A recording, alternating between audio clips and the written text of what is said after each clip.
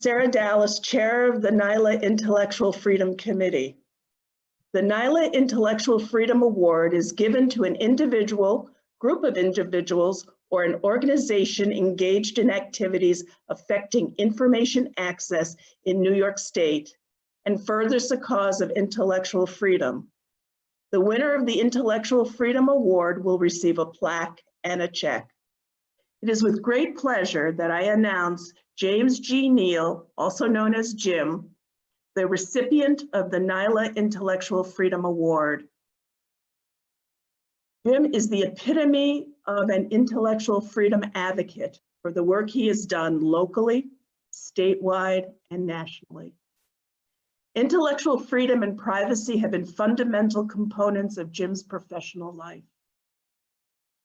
He believes passionately in the freedom to and the freedom from.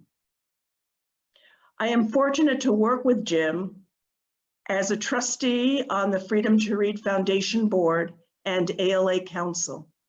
He is a colleague, friend, and mentor. You are so deserving, Jim. Congratulations. Honored to receive the 2020 Intellectual Freedom Award from the New York Library Association. We all know that intellectual freedom is about freedom to hold, receive, and disseminate ideas without restriction.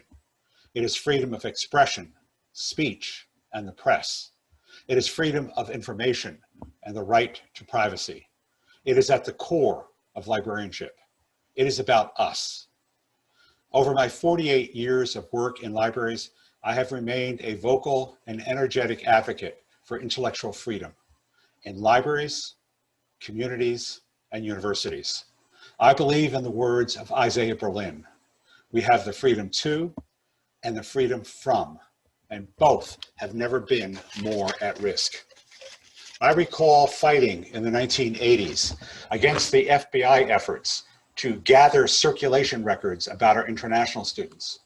I worked to protect and expand access to government information. I was very much involved as an advocate for open access to research. I worked on the successful battle that set aside the Computer Decency Act. I traveled around the United States after 9/11, speaking and consulting on how libraries should manage the response to the USA Patriot Act.